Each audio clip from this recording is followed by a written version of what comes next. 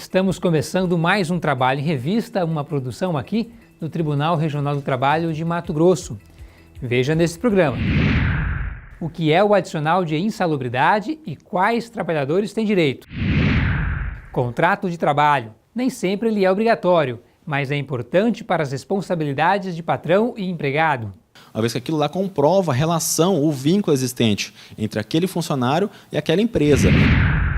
Em estúdio, a professora da ESPM, Denise Congo, comenta sobre os desafios que os imigrantes têm ao chegar no Brasil. Tudo isso agora no Trabalho em Revista.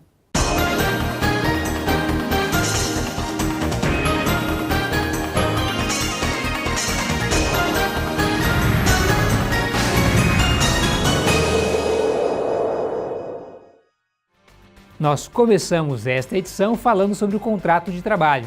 Você sabe que nem sempre o empregador é obrigado a firmar um contrato com o empregado? Assinar a carteira de trabalho é suficiente para formalizar a relação de emprego, mas a recomendação é que tudo que for acordado entre as partes esteja em um contrato. Entenda mais na reportagem. Dona Dinalva sabe exatamente qual a função dela na empresa em que trabalha. A minha função é consultora de vendas.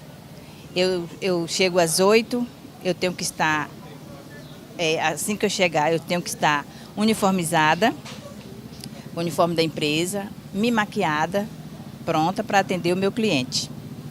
Eu trabalho no telefone, atendendo o cliente por telefone, telemarketing. O detalhamento das funções de cada empregado é um dos itens que compõem o contrato de trabalho. O contrato de trabalho, dentre diversos requisitos, ele deve constar a qualificação das partes, os seus contratantes, uma vez que deve ser feito com pessoa certa, determinada, e a empresa também. Deve constar qual a função daquele funcionário, deve constar qual a remuneração que ele começou a perceber. Em caso de contrato com prazo determinado, ou seja, por exemplo, um contrato de experiência, deve constar a data de início e a data de término daquele contrato, ou em caso de contrato prazo indeterminado, somente a data da sua admissão. Há situações em que a lei exige um contrato por escrito entre empregador e empregado. É o caso dos contratos de experiência, trabalho temporário e de aprendizagem. Fora esses casos, não há obrigatoriedade de se estabelecer um contrato de trabalho por escrito. Assinar a carteira do empregado é suficiente para formalizar a relação de trabalho. Também é importante destacar que nenhum contrato tem mais peso que as leis trabalhistas. O contrato de trabalho, ele é de livre estipulação das partes, deve ser respeitados as regras de proteção ao trabalho, as convenções e acordos coletivos e as decisões das autoridades competentes. Mas é recomendável que as especificidades de cada contratação sejam definidas e acordadas por ambas as partes. É importante tanto para a empresa, como forma de resguardar aqueles direitos, qual a função daquele funcionário, a remuneração que ele está percebendo, e também para o empregado, uma vez que aquilo lá comprova a relação, o vínculo existente entre aquele funcionário e aquela empresa. Porventura, no futuro, a empresa demiti-lo, alegar que não tinha nenhum tipo de vínculo com ele pode perder a sua multa da FGTS, pode perder seguro-desemprego, pode perder algum tipo de auxílio-doença que ele necessite no futuro. Conhece a importância dos exames admissionais, periódicos e demissionais? A gente explica cada um deles e em que momento devem ser feitos. Para reforçar o cuidado com a saúde do trabalhador, a Consolidação das Leis do Trabalho prevê que as empresas ofereçam exames de saúde aos seus trabalhadores, antes mesmo de começar no novo emprego, periodicamente enquanto estiver trabalhando e no momento da rescisão do contrato. O primeiro é o exame admissional, que servirá como uma avaliação do estado de saúde do trabalhador. Consegue tanto proteger o empregador e o funcionário também fica sabendo do seu atual estado de saúde. Por isso, essa importância. Só passa a ser discriminatório se outros tipos de exames forem solicitados ao candidato à vaga de emprego. Existem exames que a empresa não pode pedir porque pode caracterizar também a discriminação. Por exemplo, numa contratação de uma mulher, ela não pode, no pré-requisito, no exame admissional, pedir o exame de gravidez. Isso é discriminação. Pedir exame de constatação de AIDS é discriminação. Então, existem exames, sim, que não podem ser pedidos, que caracteriza, sim, a discriminação. Durante o tempo em que estiver na empresa, devem ser realizados exames periódicos, feitos em intervalos conforme o tempo de atuação, a idade ou o tipo de serviço desempenhado, e serve como uma espécie de preventivo para a saúde do funcionário. Até mesmo para assegurar o funcionário, né, e o bem-estar dele e também para a própria empresa, né? É muito importante. Nesse exame periódico, caso constatado algum problema de saúde, outras avaliações podem ser feitas. A empresa ela não é obrigada a ficar com a pessoa, mas nada impede dela estar remanejando essa pessoa para uma função em que ela possa exercer com maior aptidão. Já o exame demissional é feito quando o funcionário é desligado da empresa, mas deve ser realizado antes da homologação da rescisão, pois ele serve para confirmar se a saúde do trabalhador foi preservada ou não durante esse tempo. No exame demissional, o médico do trabalho ele consegue detectar qualquer alteração física que aconteceu com esse funcionário durante o período que ele esteve nessa empresa trabalhando. Então, com base no exame admissional, ele consegue comparar com o exame demissional e detectar a evolução clínica, física desse funcionário e consegue proteger tanto o empregador quanto um funcionário com relação a alguma doença do trabalho ou alguma outra doença associada durante esse período que ele esteve trabalhando. É através do exame demissional que o trabalhador recebe o atestado de saúde ocupacional. Com ele, o trabalhador é liberado para assumir um novo emprego. Em algumas situações, o trabalhador tem um desafio maior para exercer sua atividade. A existência de barulho, poeira, frio ou alguns produtos químicos, por exemplo, exige um cuidado extra. Em casos como esses, a lei garante ao trabalhador um adicional de insalubridade. Veja os detalhes. Robson trabalha como impressor há 3 anos. O material de trabalho dele exala um cheiro muito forte, devido aos produtos químicos que compõem as tintas. Para a proteção dele e dos outros funcionários, a empresa obriga o uso de máscaras. A gente usa para ela amenizar e não entrar diretamente no pulmão da gente. A atividade que Robson desempenha é considerada insalubre, por oferecer riscos à saúde. É considerado um trabalho insalubre tudo que possa expor o empregado a situações prejudiciais à saúde e acima dos limites de tolerância. Por isso, todo mês é incorporado ao salário dele o adicional de insalubridade. Eu estou recebendo R$ 144. O percentual a ser pago pela empresa é fixado pelo Ministério do Trabalho e Emprego e varia de acordo com o grau de insalubridade existente no ambiente. Para isso, são avaliadas as condições físicas do local, onde são levados em conta ruídos ou temperaturas elevadas, fatores químicos que envolvem o contato direto com poluição, por exemplo, e os fatores biológicos, como as profissões que ficam facilmente expostas a doenças contagiosas. São situações que podem causar danos irreversíveis à saúde do trabalhador. Exemplificando, pode ter também temperaturas baixas, frigorífico no caso, que a pessoa precisa entrar de equipamentos, o que vai ajudar a sua saúde. Primeiramente, bota aqueles capotes térmicos, né, para minimizar a temperatura. Mesmo com o uso desses equipamentos de segurança, atividades desenvolvidas nessas condições asseguram ao trabalhador um adicional. Mas o pagamento por si só não isenta a empresa de indenizar possíveis danos à saúde do funcionário. Para não correr esse risco, é preciso também que ela, além de oferecer os equipamentos de segurança, também fiscalize o uso deles. Ele tem que exigir o uso dos equipamentos, ele tem que treinar e orientar o trabalhador para o seu uso, né? Ele tem que fiscalizar, né? E ele tem que responsabilizar pela higienização e, além de tudo, pagar a insalubridade para o trabalhador. Veja agora alguns fatos da Justiça do Trabalho com o Giro da Semana.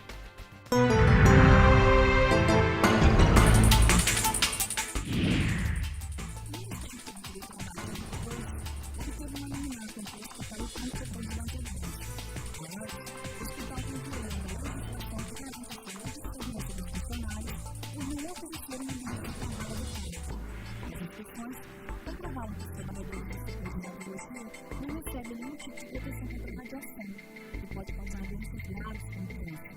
Também não há EPIs para os demais profissionais, como médicos e enfermeiros, que eventualmente necessitam tratamento de endoscopia. Com a decisão, a Prefeitura de Campo Grande, que é o município local, deverá cumprir as adequações por prazo de 60 dias, de pena de multa de R$ 100 mil. A Justiça do Trabalho definiu uma centena de novas vagas. As alterações ocorrem em 3 vagas da capital e outras 8 no interior. Desde o dia 20 de dezembro, as vagas de Cuiabá já contam com os novos juízes titulares e diretores. Já os magistrados que irão assumir as unidades do interior estão em período de trânsito e assumem suas respectivas vagas de trabalho no dia 22 de janeiro. E nós continuamos trazendo o que foi destaque em nossas redes sociais em 2017. A Julie fala dos posts mais legais do nosso perfil no Facebook.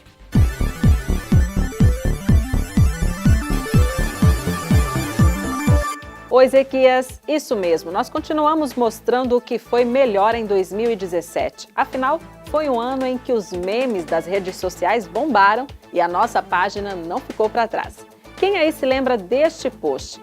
Ele saiu justamente quando o filme A Bela e a Fera estava em cartaz. Mas é claro que estamos falando de um clássico e traz uma dica importantíssima, em especial para quem costuma elogiar uma profissional. Elogio não é dizer que é bela, mas sim dizer que é fera. Concordo plenamente, esse TRT sabe das coisas. A competência deve sempre vir antes da aparência no trabalho. Mais de 540 internautas reagiram bem ao post. Outra galera que fez o maior sucesso em 2017 foi a do Stranger Things. E como ainda estamos em período de férias, vale a pena falar para você não esquecer que as férias devem ser pagas até 2 dias antes do início. A regra é clara e patrões e empregados devem ficar atentos sobre os deveres e direitos de ambos. Nós reprisamos em nossa página e continuou dando muita repercussão. Dá só uma olhada em quantos compartilhamentos e comentários. Então é isso, gente. Para aprender de um jeito bem diferente, só aqui na nossa página do TRT de Mato Grosso. Vai lá agora mesmo e curta o nosso Facebook e siga a gente no Instagram para aprender tudo sobre direitos e deveres trabalhistas. Semana que vem eu tô de volta. É com você, Ezequias. Obrigado, Julie. E no próximo bloco, a jornalista Aline Cubas conversa com a professora da Escola Superior de Propaganda e Marketing, Denise Cobo. Ela fala sobre sua pesquisa com imigrantes, especialmente os haitianos, e da difícil inserção deles no mercado de trabalho. Não saia daí que a gente volta já.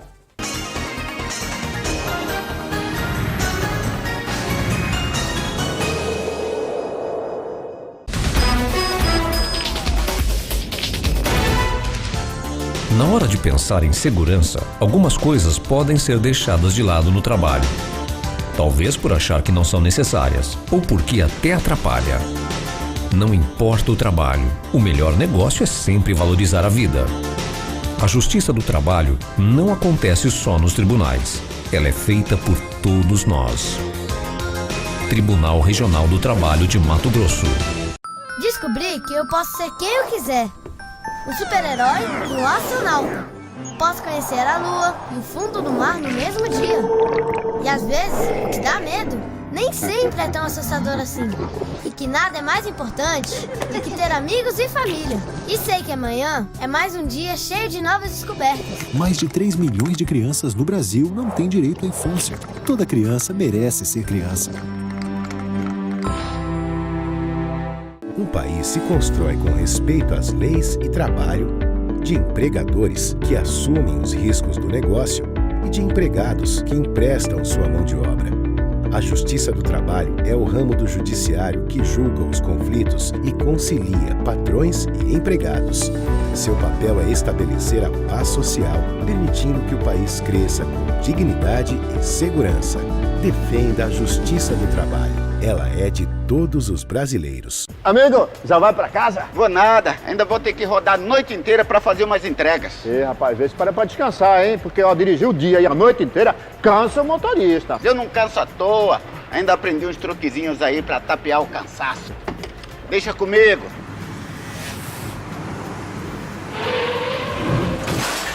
Viu o que eu te disse? Trabalho direito é trabalho seguro. Pior que é. Reafirmando seu compromisso com a transparência e a cidadania, o TRT Mato Grossense disponibiliza em seus sites os mais variados tipos de informações e serviços. Além, é claro, das notícias do Judiciário Trabalhista em nosso estado, atualizadas diariamente. Acesse já www.trt23.jus.br. Tribunal Regional do Trabalho de Mato Grosso.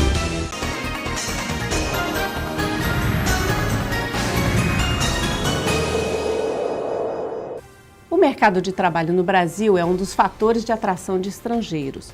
Mas como é a realidade que encontram ao chegar aqui e o que as falas e as manifestações dessas pessoas revelam? Para falar sobre essas questões, a gente recebe hoje a pesquisadora Denise Kogo, do Programa de Pós-Graduação em Comunicação e Práticas de Consumo da Escola Superior de Propaganda e Marketing, a ESPM. Professora, obrigada pela sua presença. O que é que os estrangeiros encontram aqui? Qual é a expectativa e o que eles encontram? Bom, atualmente eu estou trabalhando com a imigração haitiana, né? Então, a partir de algumas entrevistas que eu tenho feito, não especificamente sobre o trabalho, mas isso aparece, o que revela é o que se revela um pouco no mundo inteiro, né? No que a gente chama de geopolítica das migrações, que o estrangeiro chega e enfrenta uma série de travas, né, burocráticas no mundo do trabalho, que dificulta a sua inserção, né, como trabalhador, seja como trabalhador regularizado, seja o acesso aos direitos, né, que o mundo do trabalho dá, seja em termos informativos sobre como funciona esse mundo do trabalho, e seja numa série de outras questões, como, por exemplo, revalidação de diplomas para poder exercer a função para o qual foi formado, né, o reconhecimento de várias questões, né, da sua formação por esse mundo do trabalho. A questão linguística, né? Muitas vezes para os haitianos é importante aqui que já aprendizado português, que é esse lugar que dá o acesso também ao trabalho. Então, acho que são muitas travas que, mesmo às vezes tendo a regularização, né, como um visto, a residência, não facilmente isso se resolve em relação ao mundo do trabalho, né? Então, todos reclamam muito, especialmente da questão da burocratização para o acesso, né? O entendimento também das leis trabalhistas no Brasil, que muitos países não têm as leis, tem leis como as nossas, não tem essa lógica legal, e eles precisam se apropriar de toda essa lógica para entender como se movimentar, né? Tirar o CPF, fazer a carteira de trabalho, etc. Professora, a senhora falou de estar estudando mais recentemente haitianos, mas nós temos ainda uma leva de bolivianos. Dentre essas travas, o fato dos haitianos serem negros, isso também é um fator que dificulta, ou a gente já lida bem com isso? Não, com certeza, e mesmo em relação aos bolivianos que têm uma origem étnica indígena, né? Claro que as origens étnicas, né, europeias, de matriz europeia, elas levam alguma vantagem, né? Porque a gente tem imaginários na nossa sociedade em que o europeu, né, ocupa um lugar na nossa hierarquia privilegiado. Não significa, claro, dizer que todos os imigrantes europeus vão estar bem colocados, mas sem dúvida que essa origem, né, étnica, ela é um fator que, porque nós temos racismo na sociedade brasileira, histórico, né, que funciona com os nossos nacionais e que funciona também em relação aos migrantes, né? Professora, você é professora e pesquisadora da área de comunicação. Uhum. Nas suas análises, nas suas pesquisas, as falas, como a gente disse no início, as falas, manifestações dos imigrantes, o que eles apontam? Bom, os imigrantes apontam algumas dessas questões, esse acesso ao mundo do trabalho, as travas no acesso ao mundo do trabalho, seja entender a legislação, se informar, fazer com que seja respeitado, por exemplo, quando é demitido, né, e receber todos os direitos, ter um acesso a um advogado, às vezes trabalhista, assim como uma das principais queixas é poder ocupar postos para os quais estão qualificados. Então, chegam com um diploma, às vezes há imigrantes que têm que refazer o ensino médio. Eu entrevistei há pouco um haitiano aqui em Cuiabá, que disse que teve que refazer o EJA, porque o diploma de ensino médio dele não foi reconhecido. No Mercosul isso é um pouquinho melhor, né? Já tem alguns acordos que reconhecem. E mais, depois, para cursar a universidade, se tiver um diploma lá, não reconhece aqui. E as empresas não contratam, se não tiver esse reconhecimento, né?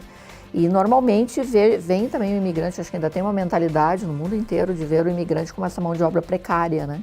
Que pode fazer o trabalho que os nacionais não querem fazer, tanto que quando a gente não tem crise, tá?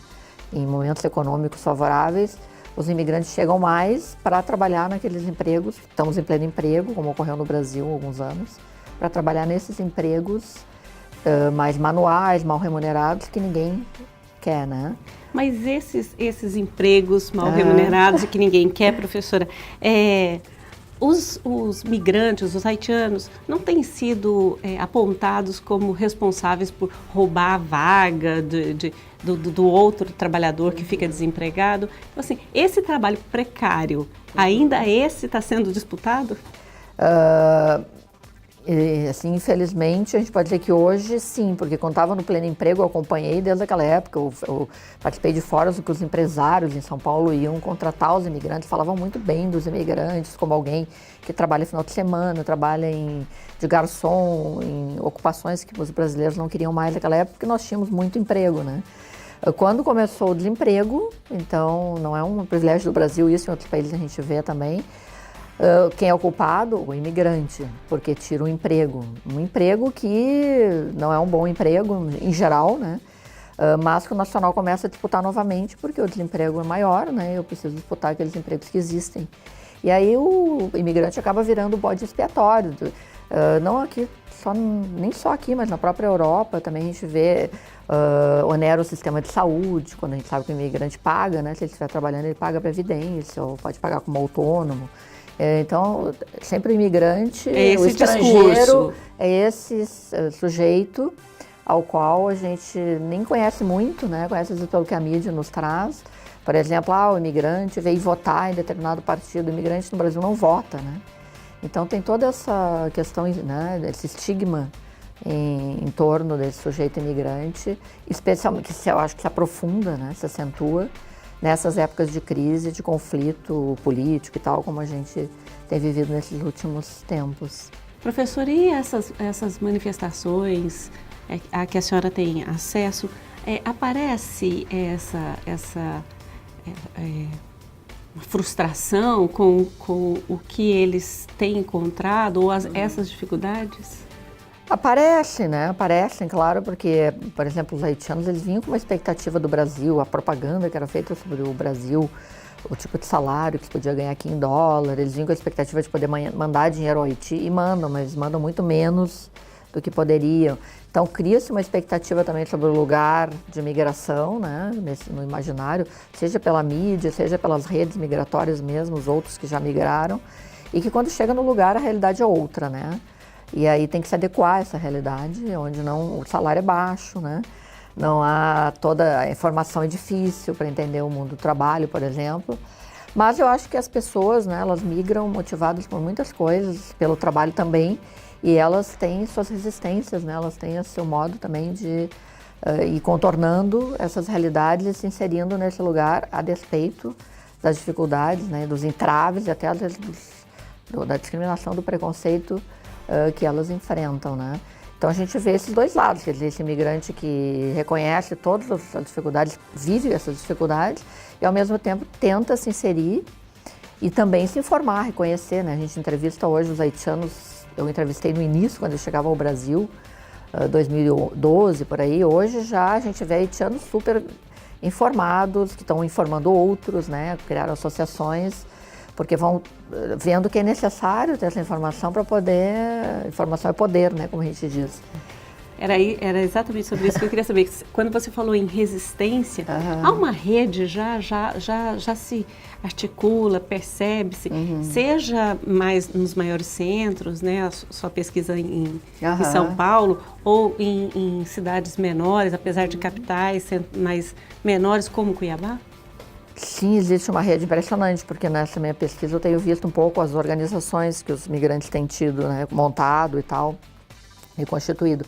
E desde o interior, assim, lá do Rio Grande do Sul, onde eu já entrevistei, aqui em Cuiabá e em São Paulo, existem associações que já têm sede, e existem ONGs que muitas vezes não têm recurso financeiro, mas aglutinam esses imigrantes e trabalham, né, para resolver essas questões que a política migratória não resolve, né? Que, na verdade, ela não só não resolve, como ela entrava, né?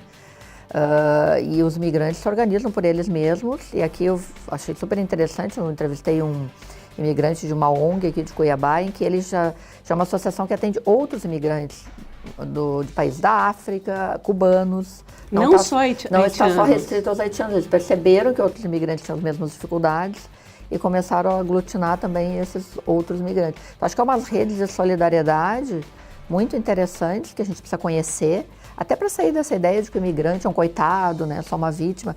Ele enfrenta uma série de dificuldades, muito mais que os nacionais, mas ele também tem capacidade e iniciativa para constituir, né, as suas redes coletivas, individualmente também sair, né, tentando...